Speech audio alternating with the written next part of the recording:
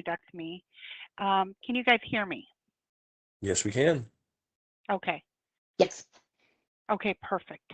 Perfect, perfect. How are you? How are you, Jody? Doing well. How about yourself? Good. You, for a moment when you paused and took a deep breath, I was about to say I feel like you feel how I feel. It's just been one of those weeks where we're coming back to chaos and all this different stuff. And so, anyways, Yeah, I'm still on a quite challenging client. So I've been in client meetings all morning. So I'm coming from one of those and I'm going, whoo. Aren't they all challenging though, Jody? Um, some more than others. Just in different ways. But that's okay. That's what we're trained for. That's what we're here for. That's what they pay That's us why to we do. have jobs, So right? exactly. and that's what I have to tell myself. Well, that's what I get paid for. That's what I get paid for. Exactly. And it's all good stuff. We're making progress. It's just keeping it moving. Yeah, yeah. I'm gonna give it a couple. We're gonna wait a little bit longer, but I'll start recording officially once we're ready. There's Isabel.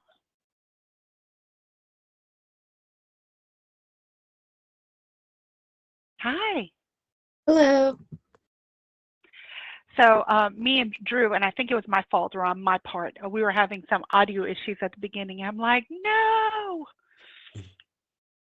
Nice to hear your voices. Once again, And another reason we all have jobs. yeah. And no, Isabel and I did not plan our outfits. We did not know we were both going to be wearing blue. But hey, great mind. That's why we work together, right? That's right. I always say technology is reliably unreliable. Yes. Can you guys That's taxes and IT problems, all things that are guaranteed. Yes to Isabel, and yes, you are correct, Drew. I hope a couple more people join. Elaine, I want to welcome you. Thank you for being here and listening in, and we're going to wait a couple more minutes. I did have a handful of people that had expressed interest and registered, so we're going to give everyone a couple more minutes. Hopefully they're just trying to transition, even if it's virtually from one meeting to another.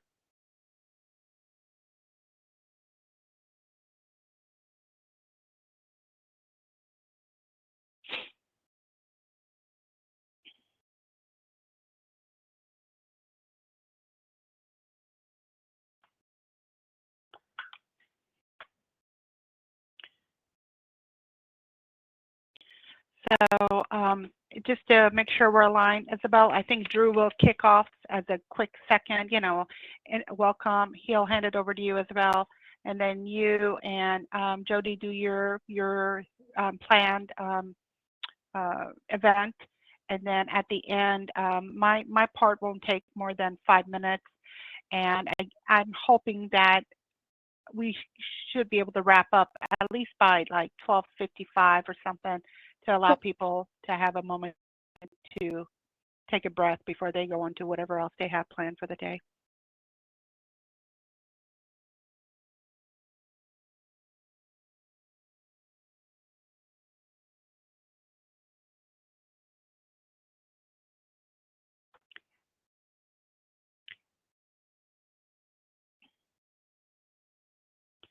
We give it to about 12:05 and then we can kick it off.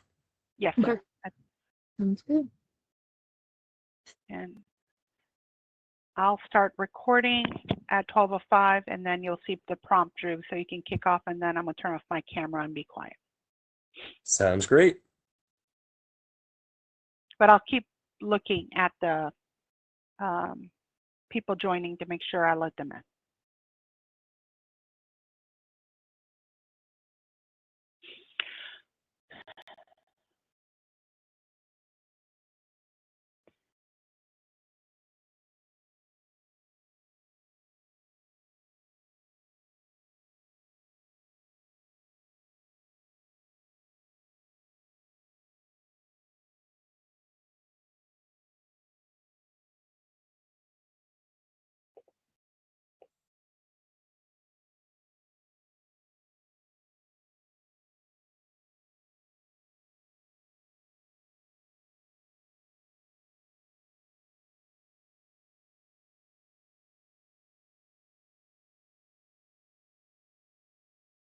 All right, well, we'll go ahead and get this kicked off then.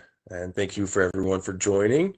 I'd like to introduce Isabel from Intellect Resources, a valued sponsor of Brighthour Foundation, here to kick off our second episode in our webinar series. So with that being said, I'd like to turn it over to Isabel to go ahead and kick off her presentation. Perfect. My name's Isabel. I am the recruiting manager at Intellect Resources, and I'm very happy to be here today. I am going to talk a little bit about how to build your resume, your LinkedIn, and interview skills. So we'll dive right in with your resume. One of the biggest things that I like to tell people is to keep it clear and concise. Make sure you're sticking to ideally one, if you need to do 2 pages, but really nothing over that. Use bullet points for readability, avoid jargon and unnecessary details. You really want to highlight achievements, not just duties. So focus on the accomplishments that you had that showcase your strengths and skills rather than just listing your day-to-day routine responsibilities. Another great thing to implement is to show impact and metrics. I love to tell people to use a lot of numbers and measurable results. Our eyes really draw to the numbers rather than just a bunch of words on one page. So for example, using increased sales by 20% to really demonstrate the value that you are able to deliver upon. Another thing is to use a professional format. We see all kinds of resumes every day. Some of them are very creative, and that may be helpful if you're going to a creative role. In healthcare IT, we are creative, but we don't need to have a resume profiling our marketing portfolio necessarily.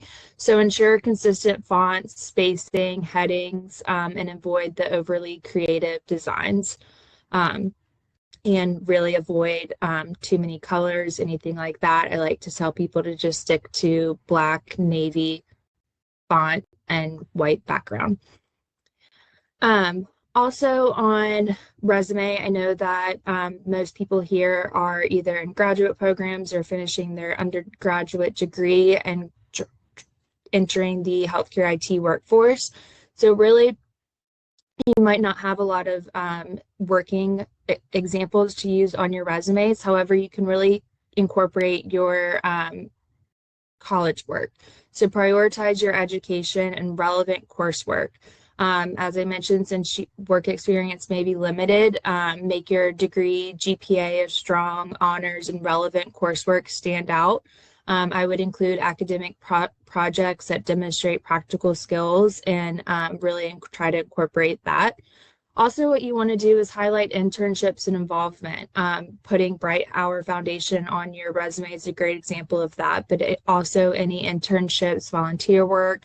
It's really important to put leadership roles in any student organizations to show your initiative and skills, and then quantify achievements where possible. So going back to that number example, as I mentioned, if you manage social media account for XYZ organization, increasing engagement by 20%, you want to try to include as much as that as you can.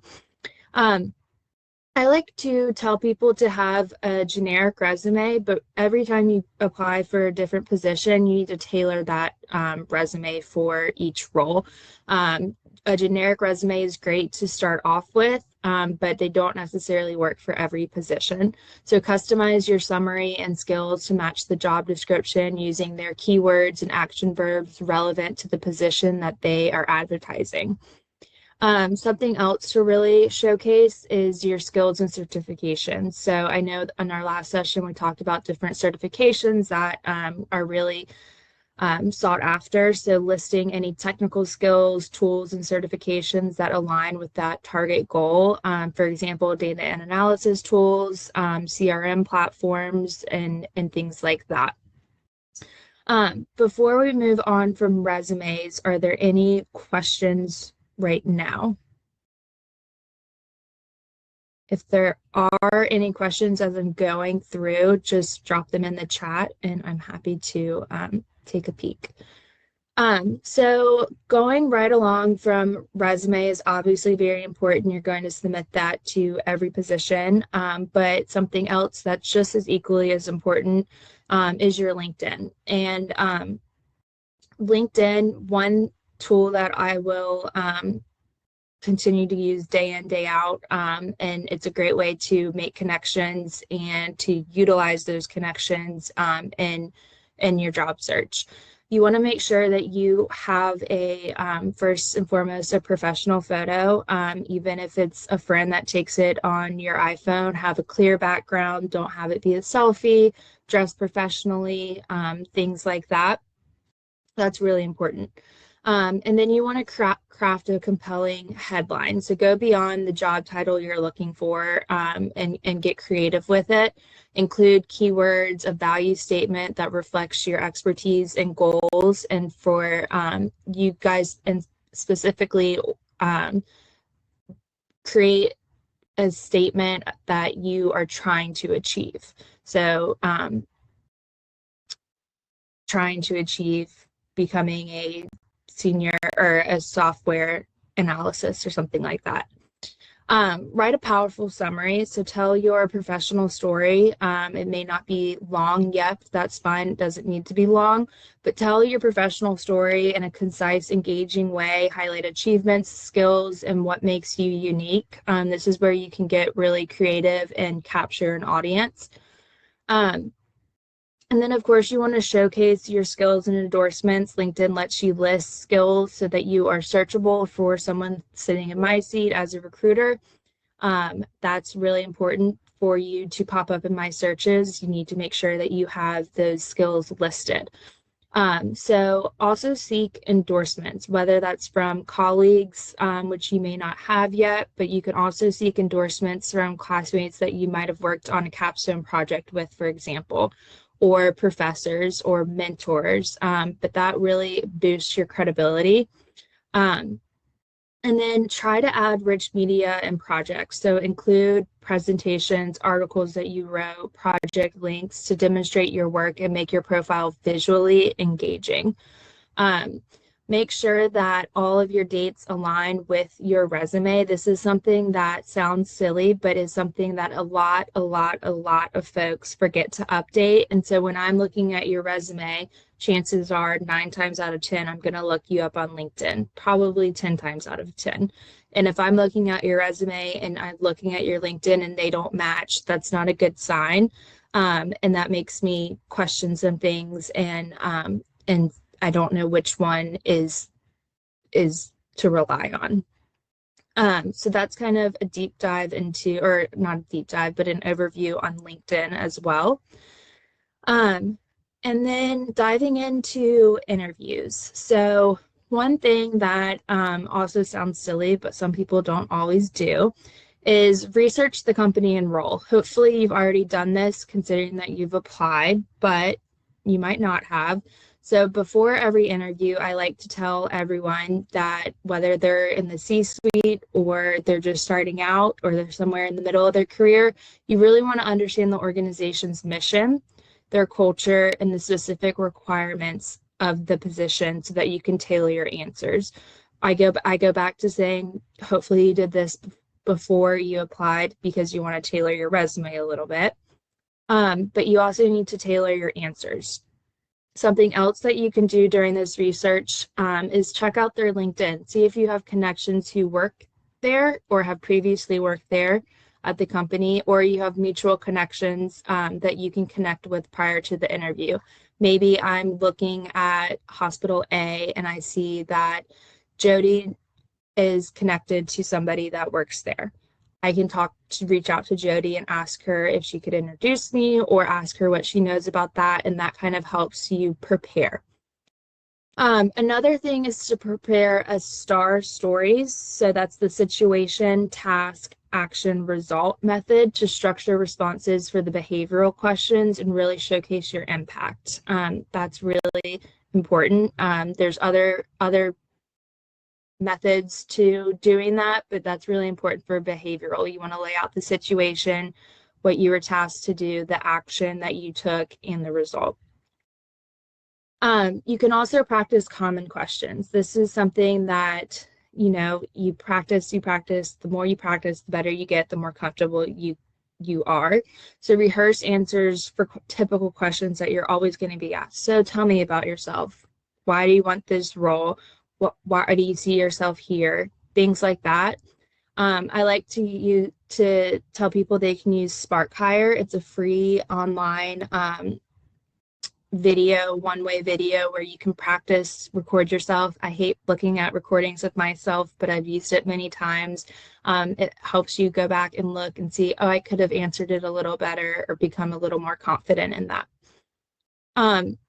You also want to practice asking insightful questions. So I always tell people to bring 3 questions to the table. You might come up with questions along the way during the interview, and that's great, but you should always prepare with 3 questions that you don't know the answer to, or maybe you do, but you need to hear it from them. So prepare thoughtful questions about the teams, their goals, their talent, their challenges, to demonstrate an interest and engagement. One question that I love to tell people to ask is, tell me, Jody, why you are still at Intellect Resources. What makes you stay? What engages you at that company? What makes it special? That really gives you an inside look at their culture and what makes people keep coming back to work. Another thing to do is mind your nonverbal communication. Most interviews now are either first a phone screen and then a Teams call or video, some sort of video. A lot of people are moving away from the in-person interviews. However, that still does happen, so you need to be prepared for that. But when we're talking about video interviews, you need to maintain good posture, eye contact. It sounds silly, but looking at the camera and at the people who are speaking, a positive tone to convey confidence and professionalism. And something else that sounds silly, but is very important, is to make sure that you have a clean background and a quiet place. I have been on many interviews where people walk in the background and start talking, or their home office is a mess. There's cups of dirty dishes, things like that, where they might have been perfect for the job, but we can't put them in front of a client like that. So those are all things that can be coached, and things happen. You might have a dog or something that happens, but try to prepare for every situation like that. Other thing to do in an interview is to have a closer. So what I mean by that is really make sure when you're wrapping up the interview, they'll probably ask you, do you have any more last minute questions, anything like that? I would always recommend to ask, what do the next steps entail? So that you have an idea of what to expect. Maybe they say, we're going to meet with the team and we'll get back to you in a couple of days. That's fine. That's just laying out expectations. And it's also showing that you are still interested and eager to learn more. Keep a running Excel sheet of the places you have interviewed, the people you have met. This is really important because you will have several interviews at several different companies and you will forget things. Even if you don't think you will, you will. You don't have to use an Excel sheet. I've had people use notebooks, OneNote, just a Word document, anything like that. But after each interview, you write a couple bullet points on how you felt about the position, the people, and the conversation. I tried to tell people to do this within the first 10 to 15 minutes after the interview so it's fresh and you can reference it. Write down any follow-up questions that you may have or any thoughts that you may be wondering about. And then always, always, always send an email after to follow up. Show your appreciation and thanks for the opportunity and the time. Try to reference one specific story or question that occurred during the interview to make it feel personal and special. And then continue to follow up to express interest until you get the next steps. I wouldn't follow up necessarily every single day, but every couple of days, if you still hadn't heard back, it's okay to follow up. And I think that shows good commitment and that you are taking initiative and things like that. Are there any questions on interviewing, LinkedIn, or resumes? Looks like Linda has her hand up. Hi, this is Hi. very informative. I just wanted to hear your thoughts on screening interviews done using AI. So I recently had my first encounter with that, and it was very unnerving. Mhm. Not speaking to a person, but not a human. The voice was very human-like. I was asked to enable my camera and my microphone, of course, but how can one prepare for such interviews? As well as I ran into the issue where I do have an accent, and so the speech to text translation for the audio of this specific interview had typos that I could not edit. So would that disqualify a candidate? So this is really interesting because AI is everywhere. I haven't necessarily used AI to conduct any of my interviews so far. I think it's important to continue, like with every interview, to practice. I would take it as if it is a person and it's not AI. So continue to maintain that eye contact, that posture, the clean background, the research and the prep. If it's not translating correctly, I would take that opportunity to, when you do the follow-up, whether it's the hiring manager, the recruiter, whoever it may be, to say, hi, blah, blah, blah. I was going to make, hi, James. I really appreciate the time for the first round interview. It was great. I enjoyed learning more. I did notice that there were a few typos in the notes. I was unable to edit them. So if there's any miscommunication or anything that I can clarify, I'd love to hop on a quick call and continue the conversation, things like that. I think we're going to continue to see AI take over some of those first round interviews, but there's always going to be a point where there is a human connection. I can't say whether or not you would be disqualified on that, but I think it's probably something that companies and HR departments are really taking into consideration because we all do have different accents. My fiance has a very Southern accent, and it's hard to understand him sometimes. Even when he's talking to Siri's like, what?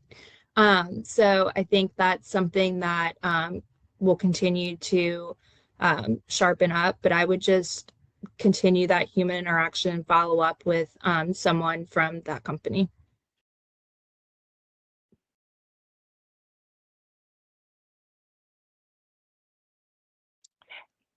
Any other questions? Yeah. Yeah, I had a question.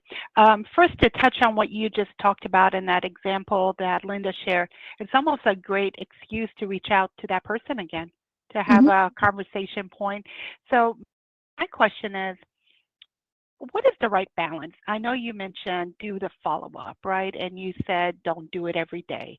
But still, what is the right balance? Because I even still struggle with that, where you want to show that you do have that interest and that you have that skill of having a regular cadence of touch point, which a lot in our industry is important because hopefully that reflects your not the skill set, but your personality, and hope you can illustrate that value.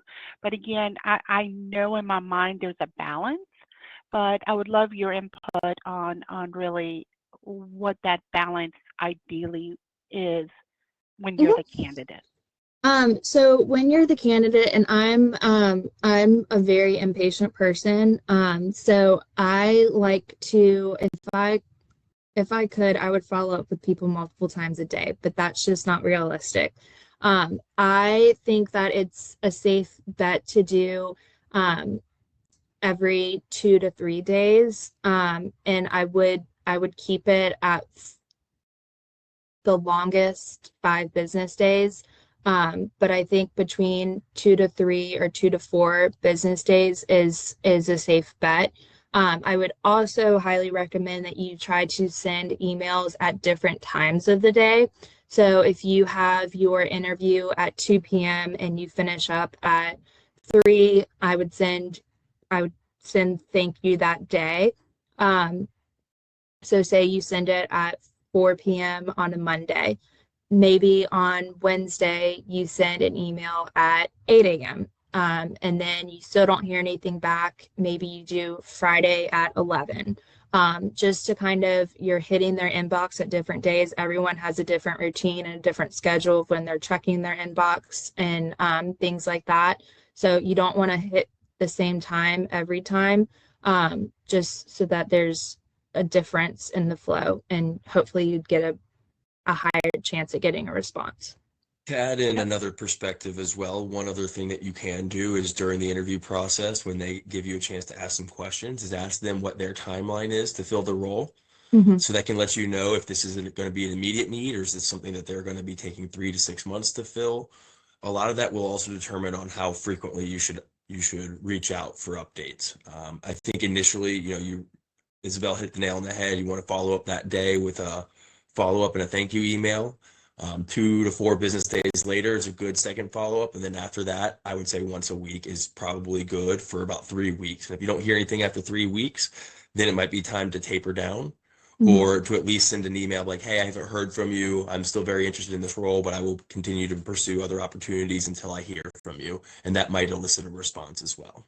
Yeah, that's a great point. That's kind of going back to the having a closer, which is a great question to ask anyways, because sometimes companies they need somebody, but they aren't quite ready to hire. So it might be 3 months that they're looking to hire somebody, but they want to go ahead and get a pipeline and get an idea of what's out there. And so they start the initial process. So asking that as a closer is a great example. And then Drew is exactly right on the steps of following up.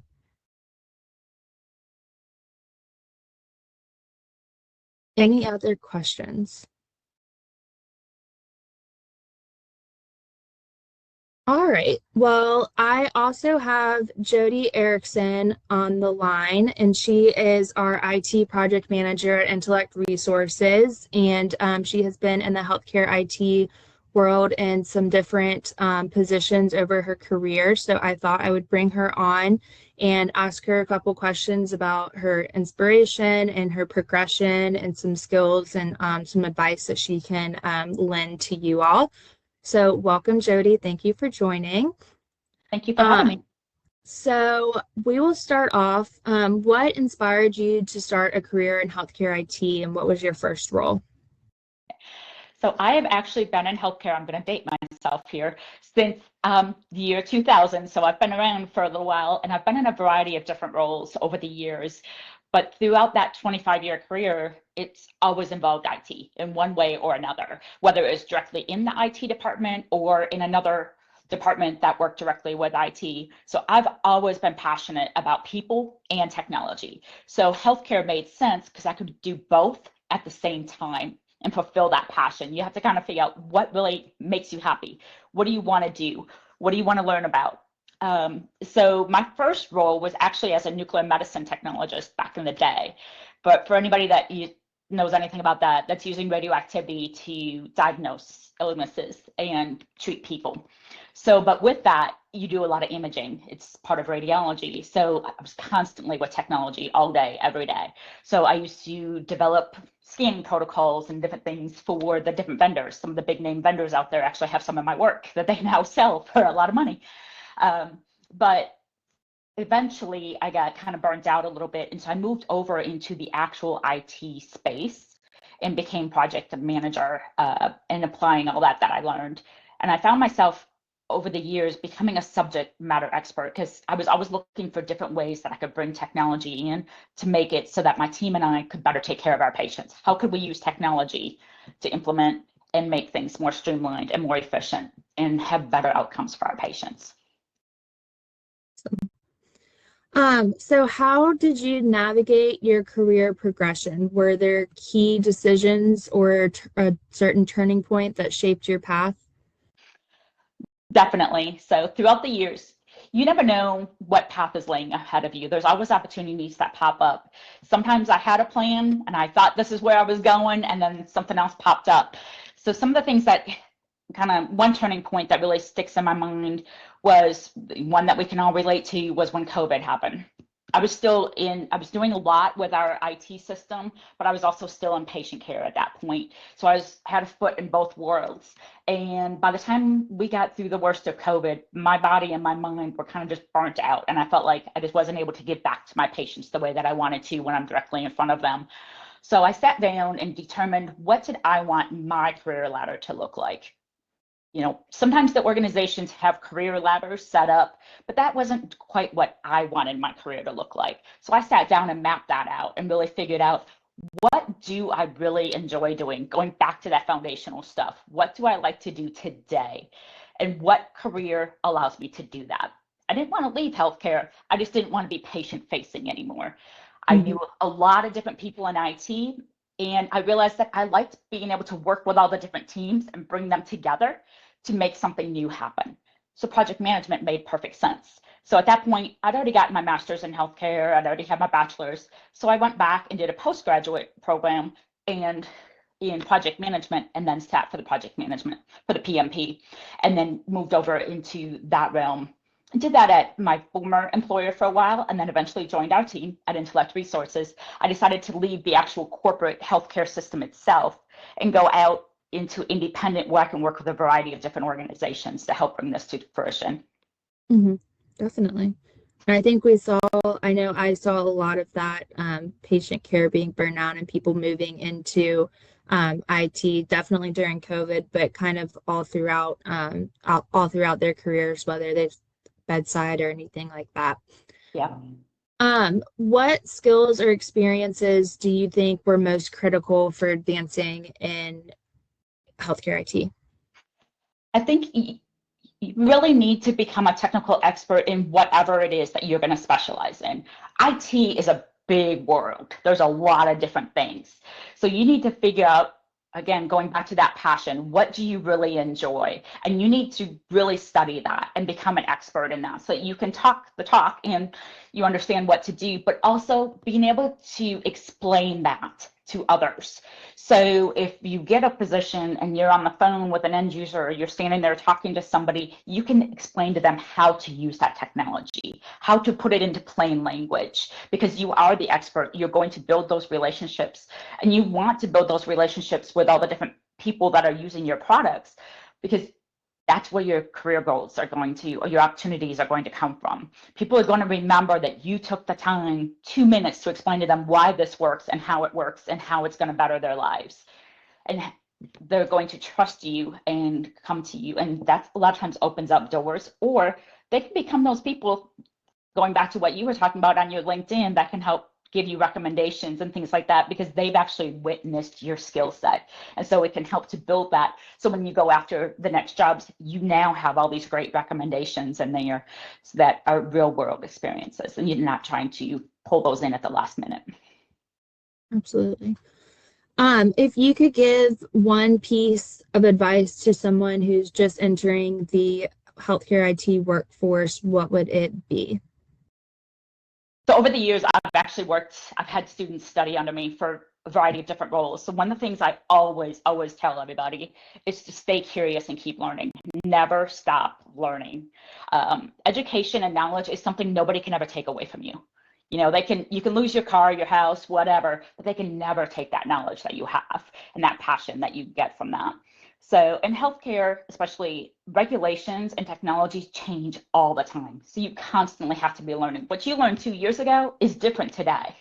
And every year all the governing agencies come up with different regulations that we have to comply with. Or if you're over in the cybersecurity part of things, there's a lot of that we have to work with in healthcare.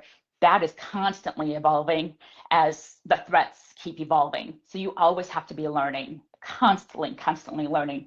And if it's no longer your passion and you're not finding it interesting, then it's time to find what really is. and start to transition that over for yourself. And like I said before, build those relationships with people that are in the organization, because you don't know where they're going. You don't know what opportunities are going to come up. Always work like you are in an interview. When you're in front of somebody that you don't work with every day, act like it's an interview and act professional, because they may be your next boss, or they may be that lead to where you want to go next. That's great advice. Does anyone have any questions for Jody?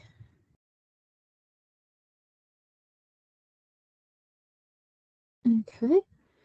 I will leave my information here, and then I will hand it back over to Drew. But if you want to connect with me on LinkedIn, that is my LinkedIn code, and my LinkedIn, I guess you can't click it, but you can take a picture of that.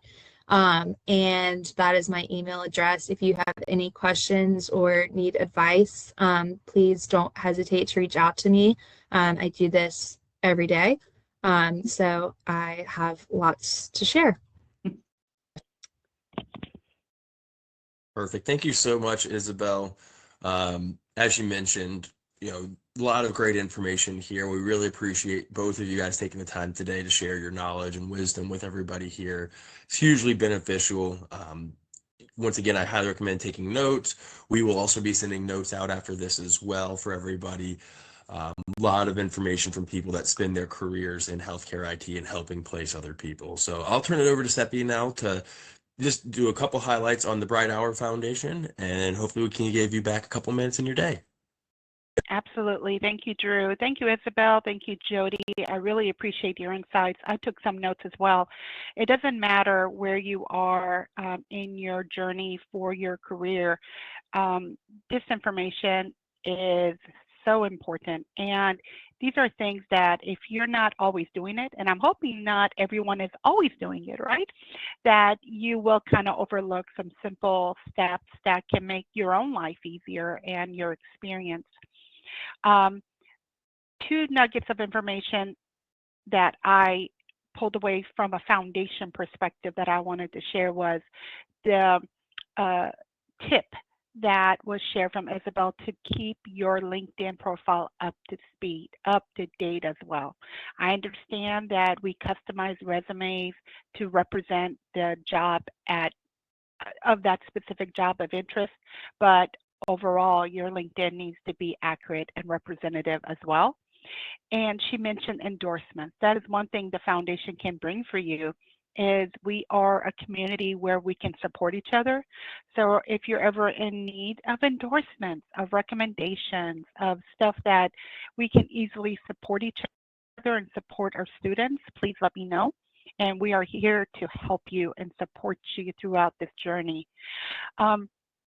So what is this foundation? Brighthour Foundation was established January of 2025, so we're about 12 months old now. And the people around you were all a piece of it, a part of it, and I'm very grateful to everyone that is with us on this journey. We are what I have been coining it as a stacking opportunity, where we want to offer yet another means of scholarship and support for mentorship and some resources to help foster education and leadership in our healthcare field for our students. We have students working on their associate's degree all the way up to their PhD doctorate degrees. So we're here to help you and support you throughout that entire journey wherever you are with it. Or maybe you've already graduated and you're trying to figure out what your next step is. And we are wanting to really just bring that value to help you and bring value to the industry.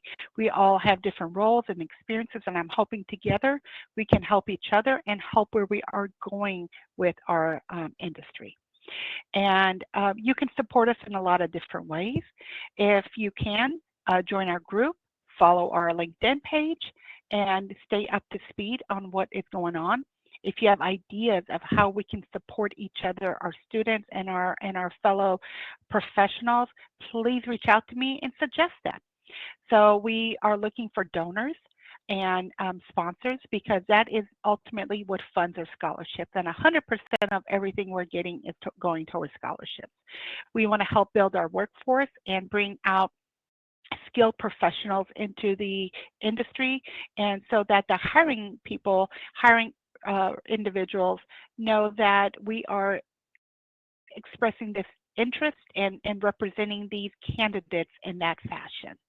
And always championing diversity, not just from a health equity perspective, but also wanting to really pay attention and offer opportunities for all these different professions in our healthcare field.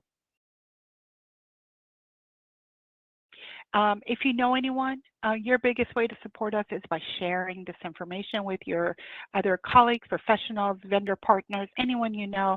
We're, like I said, always looking for sponsors and donors, and this is a little illustration of what our sponsorship package is looking like going into 2026. And we are ending our first year with some wonderful partners, and I wanted to call that out and thank them for Rubric, Seamless Point of Care, Pure Storage, Cogent Technology, and last but not least, our partners that are here today sharing their knowledge with you. Tiffany Crenshaw is the owner and founder of Intellect Resources, but thank you, Isabel and Jody, again, for being here representing that wonderful family.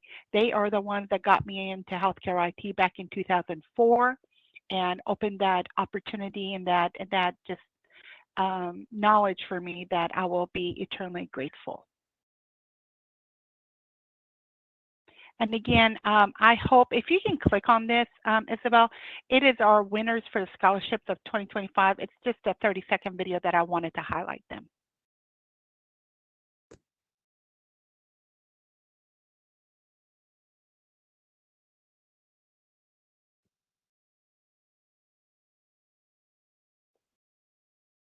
You might have to control and click. Oh, can you not see it? No. Oh, so maybe it's hold on, let me no problem. Stop sharing. You might be in presentation mode. Yep. There we go.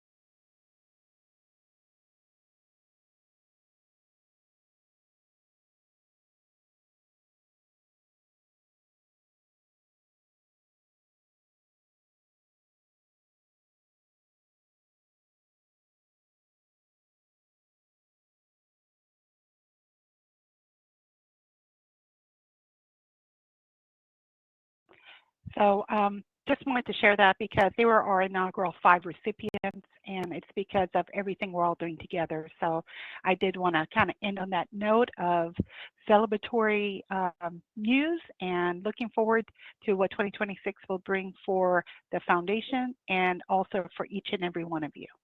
Back to you, Drew.